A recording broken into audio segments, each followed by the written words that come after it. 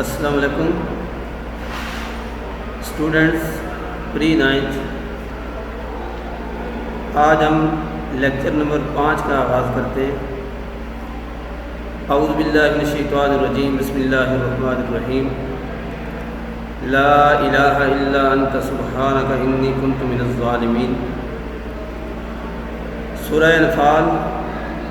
رکوع نمبر 4 آیات 29 تا 37۔ بسم اللہ الرحمن الرحیم۔ یا ایھا الذین آمنوا ان تتقوا اللہ، مومنو اگر تم خدا سے ڈرو گے، یجعل لکم فرقانا، تو وہ تمہارے لیے امر فارق پیدا کر دے گا، ویکفر عنکم سیئاتکم ویغفر لکم، اور تمہارے گناہ مٹا دے گا اور تمہیں بخش دے گا، واللہ ذو الفضل العظیم، اور خدا بڑے فضل والا ہے۔ اس آیت میں اللہ تعالیٰ نے تقوی کے انعامات کو بیان کیا کہ تقوی کے انعامات، سب سے پہلے نعمت فرقان، یعنی جو آدمی تقوی اختیار کرے گا اللہ تعالیٰ اسے نعمت فرقان عطا کریں گے، یعنی حق و باطل میں تمیز کرنے والی قوت کو فرقان کہتے ہیں۔ جو لوگ تقوی اختیار کرتے ہیں اور اللہ سے ڈرتے رہتے ہیں، اللہ پاک ان کے دلوں کے اندر ایسی قوت پیدا کر دیتا ہے جو ان کے لیے کسوٹی کا کام دیتی ہے۔ اس کے ذریعے سے انہیں اچھی اور بری چیزوں کے بارے میں تمیز کرنے کی صلاحیت حاصل ہو جاتی ہے۔ حدیث مبارکہ میں اس صلاحیت کو مومن کی فراست کہا گیا۔ آپ صلی اللہ علیہ وسلم نے ارشاد فرمایا، اتقوا فراست المؤمن فإنہ ینظر بنور اللہ، مومن کی فراست سے ڈرو کہ وہ اللہ کے نور سے دیکھتا ہے۔ تقوی کا دوسرا انعام ستر عیوب، پردہ پوشی، گناہوں پہ پردہ پوشی۔ تقوی اختیار کرنے والوں پر دوسرا انعام یہ ہے کہ ان کی غفلت کی وجہ سے ان سے جو کوتاہی یا گناہ سرزد ہو جاتے ہیں، اللہ پاک اپنے خاص فضل و کرم سے ان گناہوں کو ڈھانپ کر مٹا دیتا ہے کہ کسی کو ان کی کوتاہیوں کی اطلاع بھی نہیں ہوتی۔ تقوی کا تیسرا انعام، جو لوگ تقوی اختیار کرتے ہیں ان کے لیے اللہ تعالیٰ کا تیسرا انعام یہ ہے مغفرت، بخشش۔ تقوی اختیار کرنے والوں کے لیے تیسرا انعام یہ ہوتا ہے کہ اللہ پاک ان کی کوتاہیوں اور لغزشوں کی صرف پردہ پوشی ہی نہیں کرتا بلکہ اپنے خاص لطف و کرم کے ساتھ انہیں معاف کر دیتا ہے۔ تو اس آیت میں تقوی کے 3 انعامات کو اللہ تعالیٰ نے ذکر کیا، اور آخر میں اللہ تعالیٰ نے فرمایا کہ واللہ ذو الفضل العظیم، خدا بڑے فضل والا ہے۔ اگلی آیت میں وَإِذْ يَمْكُرُ بِكَ الَّذِينَ كَفَرُوا، اے محمد صلی اللہ علیہ وسلم اس وقت کو یاد کرو جب کافر لوگ تمہارے بارے میں چال چل رہے تھے،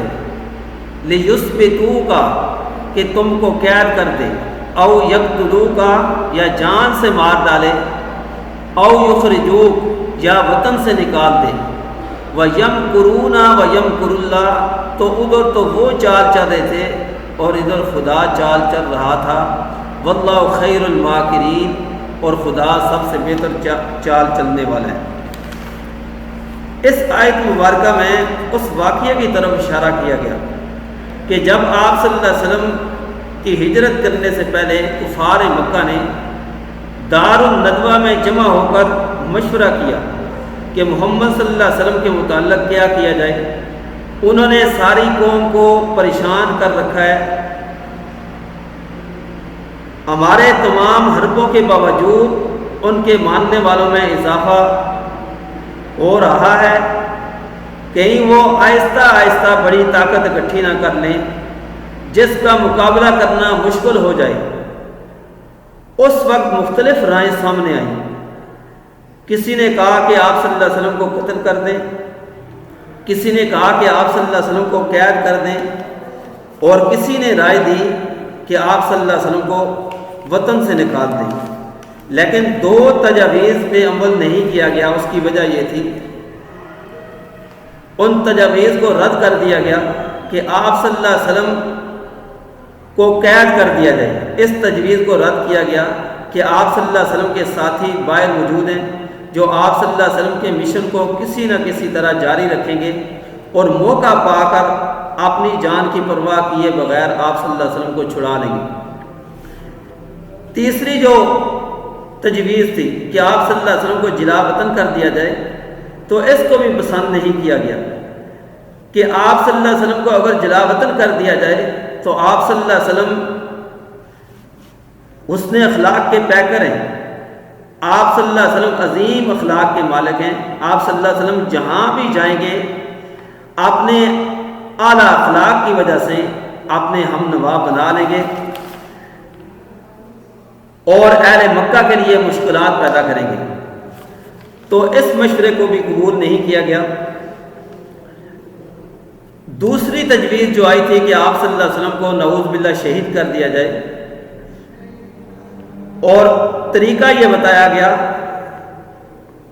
کہ تمام عرب کے قبائل میں سے ہر قبیلے میں سے ایک ایک نوجوان کا انتخاب کیا جائے، اور وہ سب مل کر تلواروں کے ساتھ آپ صلی اللہ علیہ وسلم پر وار کر کے آپ صلی اللہ علیہ وسلم کا خاتمہ کر دیں نعوذ باللہ، تاکہ بنو ہاشم سارے عرب سے لڑائی نہ کر سکیں، اور اگر دیت بھی دینی پڑے تو تمام قبائل پر تقسیم ہو جائے۔ ادھر وہ تدبیر کر رہے تھے، ادھر اللہ تعالیٰ بھی کے ذریعے آپ صلی اللہ علیہ وسلم کو اللہ تعالیٰ نے آگاہ کر دیا۔ آپ صلی اللہ تعالیٰ علیہ وآلہ وسلم نے حضرت علی رضی اللہ تعالیٰ عنہ کو اپنے بستر پر لٹا کر مجمع کی آنکھوں میں خواب جھونکتے ہوئے جو آپ صلی اللہ علیہ وسلم کے قتل کے لیے جمع ہوئے تھے باہر، آپ صلی اللہ علیہ وسلم باہر تشریف لے گئے۔ اللہ کی تدبیر ایسی غالب آئی کہ ان کو خبر بھی نہ ہوئی، اور جنہوں نے آپ صلی اللہ علیہ وسلم کے قتل کا منصوبہ بنایا تھا، قتل کا مشورہ دیا تھا، اللہ تعالیٰ نے ان کو ایسی سزا دی کہ غزوہ بدر میں وہ سب قتل ہو گئے۔ تو اس میں ان تین باتوں کا ذکر ہے جو کفار مکہ نے، مشرکین مکہ نے دار الندوہ میں آپ صلی اللہ علیہ وسلم کے خلاف میٹنگ کی تھی کہ آپ صلی اللہ علیہ وسلم کو قید کر دیا جائے، آپ صلی اللہ علیہ وسلم کو شہید کر دیا جائے، یا آپ صلی اللہ علیہ وسلم کو وطن سے نکال دیا جائے۔ تو اللہ تعالیٰ فرماتے ہیں وَيَمْكُرُونَ وَيَمْكُرُ اللَّهُ، وہ بھی چال چل رہے تھے، اللہ بھی چال چل رہا تھا، وَاللَّهُ خَيْرُ الْمَاكِرِينَ، اور اللہ تعالیٰ سب سے بہتر چال چلنے والے ہیں۔ آگے اللہ تعالیٰ فرماتے ہیں وَإِذَا تُتْلَىٰ عَلَيْهِمْ آيَاتُنَا قَالُوا قَدْ سَمِعْنَا، اور جب ان کو ہماری آیتیں پڑھ کر سنائی جاتی ہیں، قالوا قد سمعنا، تو کہتے ہیں کہ یہ کلام ہم نے سن لیا ہے۔ لو نشاء لقلنا مثل هذا، اگر ہم چاہیں تو اسی طرح کا کلام ہم بھی کہہ دیں، ان هذا الا اساطیر الاولین، یہ ہے ہی کیا صرف اگلے لوگوں کی حکایتیں ہیں۔ اس آیت مبارکہ میں اس بات کی وضاحت کی گئی کہ کفار مکہ کو اللہ کی آیات سنائی جاتی تو ان کا کیا رد عمل ہوتا۔ نضر بن حارث کہا کرتا تھا کہ ہم چاہیں تو قرآن جیسا کلام بنا کر لا سکتے ہیں، اس میں قصے کہانیوں کے سوا اور ہے کیا۔ سورہ بقرہ میں اللہ تعالیٰ نے ان کو چیلنج کیا کہ وَإِن كُنتُمْ فِي رَيْبٍ مِّمَّا نَزَّلْنَا عَلَىٰ عَبْدِنَا، کہ اگر تمہیں شک ہے اس میں کہ جو ہم اپنے بندے پہ نازل کرتے ہیں، تو فَأْتُوا بِسُورَةٍ مِّن مِّثْلِهِ، تو ایک صورت اس جیسی لے آؤ۔ وہ ایک صورت بھی نہ لا سکے تو اللہ تعالیٰ نے فرمایا کہ ایک آیت بھی لے آؤ، لیکن وہ ایک آیت بھی قرآن کے مقابلے میں نہ لا سکے۔ تو اس میں ان کی تردید کی گئی کہ تم کہتے ہو کہ یہ پرانے لوگوں کی قصے کہانیاں ہیں، ہم بھی بنا سکتے ہیں، تو پھر بنا کے لے آؤ۔ آگے اللہ تعالیٰ فرماتے ہیں وَإِذْ قَالُوا اللَّهُمَّ إِنْ كَانَ هَذَا هُوَ الْحَقَّ مِنْ عِنْدِكَ، اور جب انہوں نے کہا کہ اے خدا اگر یہ قرآن تیری طرف سے برحق ہے، فَأَمْطِرْ عَلَيْنَا حِجَارَةً مِّنَ السَّمَاءِ، تو ہم پر آسمان سے پتھر برسا، اَوِئْتِنَا بِعَذَابٍ أَلِيمٍ، یا کوئی اور تکلیف دینے والا عذاب بھیج۔ اس آیت میں مشرکین مکہ کی دعا کا ذکر کیا گیا کہ میدان بدر میں آنے سے پہلے غلاف کعبہ کو پکڑ کر انہوں نے یہ دعا کی کہ اے اللہ، یہ قرآن تیری طرف سے حق ہے، ہم پر پتھروں کی بارش نازل فرما۔ اے اللہ، اگر یہ دین حق پر ہے، یہ لوگ حق پر ہیں، قرآن حق ہے، اور جو بھی دین کے ماننے والے حق پر ہیں، تو اللہ تعالیٰ ان کو فتح دے، اور اگر یہ قرآن حق ہے تیری طرف سے تو پھر ہمارے اوپر پتھروں کی بارش نازل فرما۔ اللہ تعالیٰ نے پتھروں کی بارش تو ان پر نازل نہیں فرمائی، لیکن اللہ تعالیٰ نے غزوہ بدر میں ان کو سزا دی کہ 70 کافر مارے گئے اور 70 جو ہیں وہ قیدی بنے۔ آگے اللہ تعالیٰ فرماتے ہیں وَمَا كَانَ اللَّهُ لِيُعَذِّبَهُمْ وَأَنْتَ فِيهِمْ، اور خدا ایسا نہ تھا کہ جب تک تم ان میں تھے انہیں عذاب دیتا۔ وَمَا كَانَ اللَّهُ مُعَذِّبَهُمْ وَهُمْ يَسْتَغْفِرُونَ، اور خدا ایسا نہ تھا کہ وہ بخشش مانگیں اور انہیں عذاب دیں۔ اس آیت میں اللہ تعالیٰ نے ان پر عذاب نازل نہ ہونے کی وجہ بتائی کہ ان میں حضور صلی اللہ علیہ وسلم موجود تھے، اور اللہ تعالیٰ ایسے نہیں ہے کہ آپ صلی اللہ علیہ وسلم ان میں موجود ہوں اور ان کو عذاب دیں، اور ان میں ایسے لوگ موجود تھے کہ جو بخشش کے طالب تھے، بخشش مانگتے تھے۔ آپ صلی اللہ علیہ وسلم کے کچھ غلام موجود تھے وہاں، وہ بخشش مانگتے رہتے تھے اللہ تعالیٰ سے۔ اور اسی طرح مشرکین مکہ بھی حج کے دوران، تلبیہ اور طواف کے دوران یہ کہتے تھے کہ غفرانک، ہم تیری بخشش چاہتے ہیں۔ تو اللہ تعالیٰ نے ان کے مطالبے کے باوجود جو عذاب مانگ رہے تھے، اللہ تعالیٰ نے بتایا کہ تم تو مطالبہ کر رہے ہو، لیکن ان دو وجہ سے میں آپ کے اوپر عذاب نازل نہیں کرتا کہ ایک آپ صلی اللہ علیہ وسلم موجود ہیں اور دوسرے بخشش مانگنے والے لوگ موجود ہیں۔ آگے اللہ تعالیٰ فرماتے ہیں وَمَا لَهُمْ أَلَّا يُعَذِّبَهُمُ اللَّهُ وَهُمْ يَصُدُّونَ عَنِ الْمَسْجِدِ الْحَرَامِ وَمَا كَانُوا أَوْلِيَاءَهُ، اور اب ان کے لیے کون سی وجہ ہے کہ انہیں عذاب نہ دیں جبکہ وہ مسجد محترم یعنی مسجد حرام میں نماز پڑھنے سے روکتے ہیں۔ وَمَا كَانُوا أَوْلِيَاءَهُ، اور اس مسجد کے وہ متولی بھی نہیں ہیں۔ إِنْ أَوْلِيَاؤُهُ إِلَّا الْمُتَّقُونَ، اس کے متولی تو صرف پرہیزگار لوگ ہیں۔ وَلَٰكِنَّ أَكْثَرُهُمْ لَا يَعْلَمُونَ، لیکن ان میں سے اکثر نہیں جانتے۔ اس آیت میں یہ بتایا گیا کہ اس سے زیادہ ظلم اور کیا ہوگا کہ اہل حق کو مسجد حرام میں آنے سے روکتے ہیں، عبادت کرنے سے روکتے ہیں، اور اس ظلم کے جواز کے لیے وہ یہ سند پیش کرتے ہیں کہ ہم مسجد حرام کے متولی ہیں، اس لیے جس کو ہم چاہیں اس کو آنے دیں اور جس کو چاہیں روک دیں۔ اللہ تعالیٰ نے فرمایا کہ مسجد حرام کے متولی تم نہیں ہو، بلکہ مسجد حرام کے جو متولی ہیں صرف متقی اور پرہیزگار لوگ ہی ہو سکتے ہیں۔ آگے اللہ تعالیٰ نے فرمایا وَمَا كَانَ صَلَاتُهُمْ عِندَ الْبَيْتِ إِلَّا مُكَاءٌ وَتَصْدِيَةٌ، اور ان لوگوں کی نماز خانہ کعبہ کے پاس سیٹیاں اور تالیاں بجانے کے سوا اور کچھ نہ تھی۔ فَذُوقُوا الْعَذَابَ بِمَا كُنتُمْ تَكْفُرُونَ، تو تم جو کفر کرتے تھے اب اس کے بدلے عذاب چکھو۔ اس آیت میں مشرکین مکہ کی عبادت کا طریقہ بیان ہو رہا ہے کہ ان کی عبادت کا طریقہ کیا تھا، کہ وہ حقیقی نمازیوں کو عبادت کرنے سے روکتے تھے، اور خود ان کی نماز کیا تھی کہ ننگا ہو کر طواف کرنا اور مسجد حرام میں اللہ تعالیٰ کے ذکر کے بجائے سیٹیاں بجانا اور تالیاں بجانا۔ اگلی آیت میں اللہ تعالیٰ فرماتے ہیں ان الذین کفروا ینفقون، بے شک جو لوگ کافر ہیں اپنا مال خرچ کرتے ہیں، اموالہم لیصدوا عن سبیل اللہ، کہ لوگوں کو خدا کے رستے سے روکیں، فسینفقونہا، مگر آخر وہ خرچ ان کے لیے ثم تکون علیہم حسرۃ ثم یغلبون، وہ افسوس کا باعث ہوگا اور وہ مغلوب ہو جائیں گے۔ یعنی اللہ تعالیٰ کے راستے سے روکنے کے لیے وہ اپنا مال خرچ کرتے ہیں، لیکن ان کا خرچ کرنا آخر ان کے لیے باعث افسوس ہوگا۔ والذین کفروا الی جہنم یحشرون، اور کافر لوگ دوزخ کی طرف ہانکے جائیں گے۔ اللہ تعالیٰ نے اس آیت میں بتایا کہ مشرکین اور کفار ہر وقت اس کوشش میں رہتے ہیں کہ مسلمانوں کو دارہ اسلام سے خارج کر دیا جائے، مسلمانوں کو اسلام سے متنفر کر دیا جائے۔ ہر وقت وہ اس کوشش میں رہتے ہیں کہ مسلمانوں کو اور اسلام کو نقصان پہنچایا جائے۔ اس کے لیے وہ اپنا مال بھی خرچ کرتے ہیں،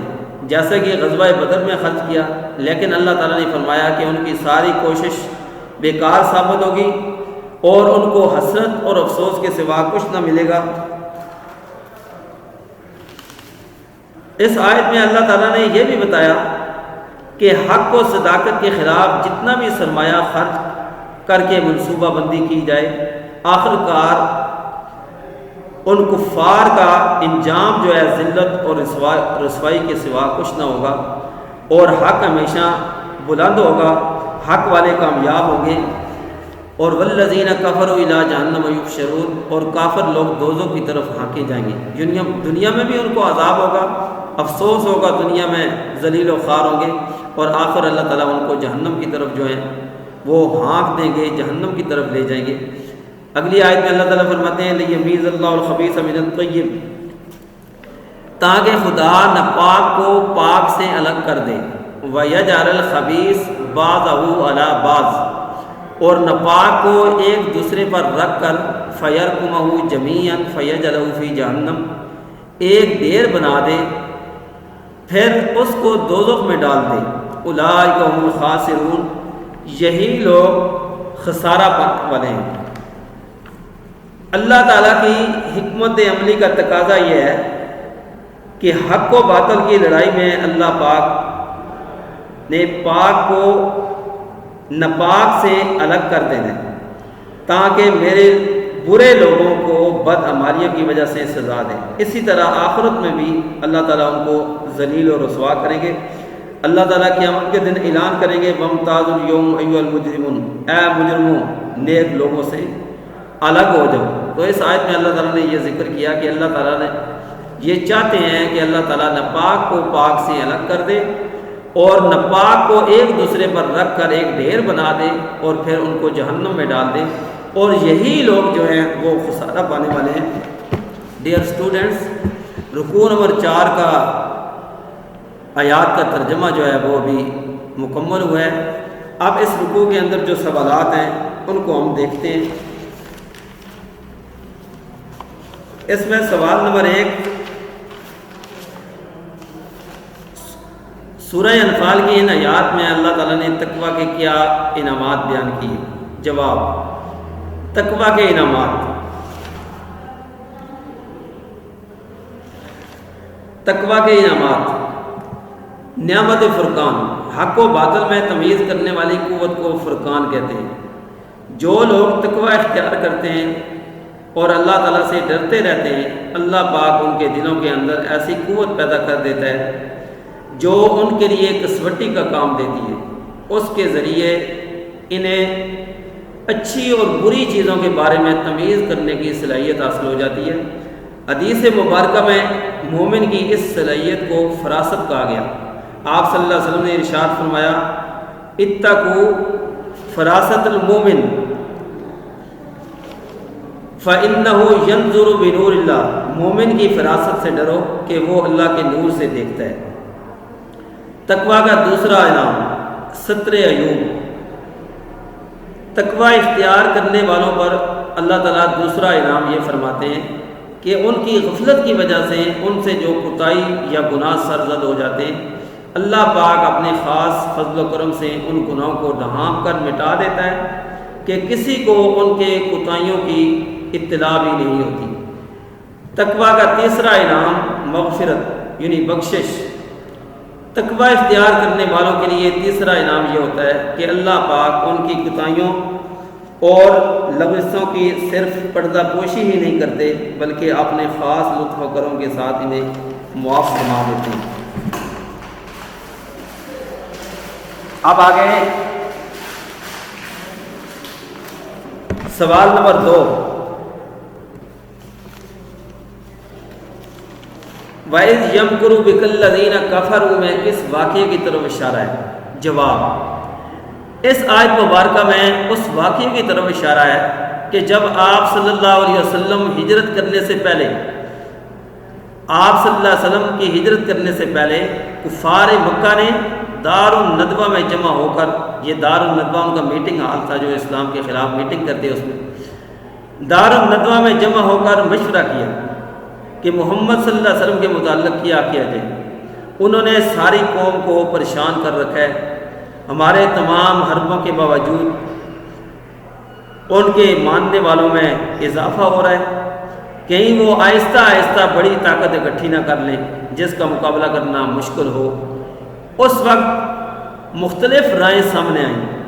کسی نے کہا کہ آپ صلی اللہ علیہ وسلم کو قتل کر دیا جائے، کسی نے کہا کہ آپ صلی اللہ علیہ وسلم کو قید کر دیا جائے، کسی نے کہا کہ آپ صلی اللہ علیہ وسلم کو وطن سے نکال دیا جائے۔ تو ان کی 3 تجاویز میں سے 2 تجاویز کو رد کر دیا گیا کہ آپ صلی اللہ علیہ وسلم کو قید کر دیا جائے۔ اس تجویز کو اس وجہ سے رد کیا گیا کہ آپ صلی اللہ علیہ وسلم کے ماننے والے باہر موجود ہوں گے، وہ آپ کے مشن کو جاری رکھیں گے اور موقع پا کر اپنی جان کی پرواہ کیے بغیر آپ صلی اللہ علیہ وسلم کو وہاں سے نکال لیں گے، قید سے چھڑا لیں گے۔ تو یہ تجویز بھی قابل قبول نہیں ہے۔ دوسری ایک تجویز آئی کہ آپ صلی اللہ علیہ وسلم کو جلا وطن کر دیا جائے، تو اس کو بھی قبول نہیں کیا گیا کہ آپ صلی اللہ علیہ وسلم کے اعلیٰ اخلاق ہیں، شیریں زبان ہے آپ صلی اللہ علیہ وسلم کی، آپ صلی اللہ علیہ وسلم جہاں بھی جائیں گے اپنے اعلیٰ اخلاق کی وجہ سے، اپنی شیریں زبان کی وجہ سے اپنے ہم نوا بنا لیں گے اور وہ بھی اہل مکہ کے لیے خطرہ ہی رہے گا۔ تیسری جو ان کی تجویز تھی کہ آپ صلی اللہ علیہ وسلم کو قتل کر دیا جائے، نعوذ باللہ، اب اس پر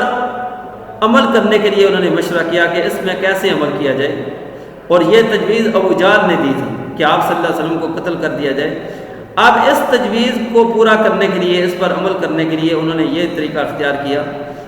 کہ تمام عرب کے قبائل میں سے، ہر قبیلے میں سے ایک ایک نوجوان کا انتخاب کیا جائے، وہ سب مل کر تلواروں کے ذریعے آپ صلی اللہ علیہ وسلم پر وار کر کے نعوذ باللہ آپ صلی اللہ علیہ وسلم کا وہ خاتمہ کر دیں،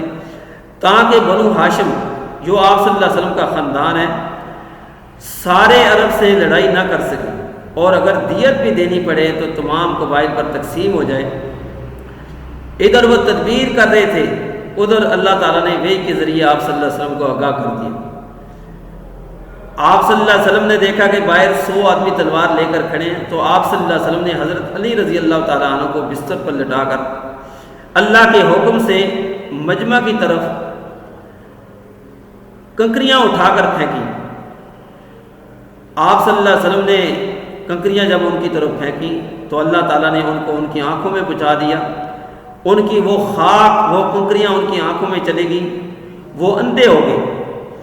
آپ صلی اللہ علیہ وسلم کے لیے جو لوگ جمع تھے ان کو کچھ نظر نہیں آ رہا تھا، آپ صلی اللہ علیہ وسلم ان کے درمیان سے اللہ کا ذکر کرتے ہوئے نکل گئے۔ اللہ تعالیٰ نے ان کی اس تدبیر کو ناکام بنا دیا، آپ صلی اللہ علیہ وسلم صحیح سلامت ان کے جو مجمع سے نکل گئے، ان کے قابو سے نکل گئے۔ اللہ تعالیٰ نے ان کی اس تدبیر کو ناکام بنایا، اور جن لوگوں نے آپ صلی اللہ علیہ وسلم کے قتل کا منصوبہ بنایا تھا اللہ تعالیٰ نے ان کو یہ سزا دی کہ وہ سب غزوہ بدر میں قتل ہو گئے۔ اگلا سوال ہے، سوال نمبر 3، کفار کے مطالبے کے باوجود اللہ تعالیٰ نے ان پر عذاب کیوں نہ نازل کیا؟ تو کفار کے مطالبے کے باوجود درج ذیل 2 وجوہات کی وجہ سے اللہ نے ان پر عذاب نازل نہیں کیا۔ پہلی وجہ، کفار پر عذاب نہ آنے کی پہلی وجہ حضور صلی اللہ علیہ وسلم کی ان میں موجودگی تھی۔ اللہ تعالیٰ نے فرمایا کہ اللہ تعالیٰ ایسے نہیں ہے کہ حضور صلی اللہ علیہ وسلم کی ذات ان میں موجود ہوں، اللہ تعالیٰ ان پر عذاب نازل کریں۔ دوسری وجہ یہ تھی کہ کفار پر عذاب نہ آنے کی دوسری وجہ یہ بتائی گئی کہ اس قوم میں اپنے گناہوں کی بخشش مانگنے والے موجود تھے۔ چونکہ مکہ میں نبی کریم صلی اللہ علیہ وسلم سے کے بہت سے غلام ابھی موجود تھے جو توبہ استغفار کرتے رہتے تھے،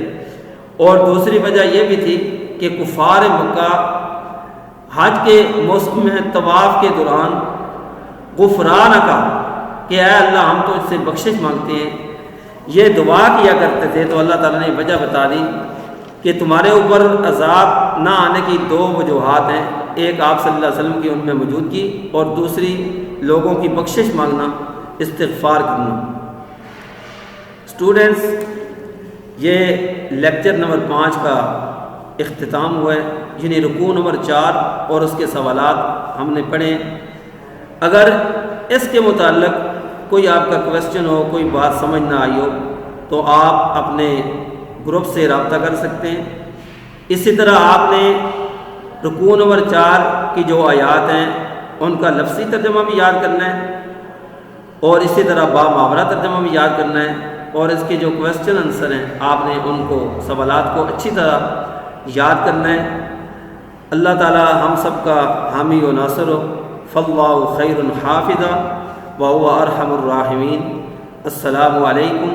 ورحمۃ اللہ وبرکاتہ۔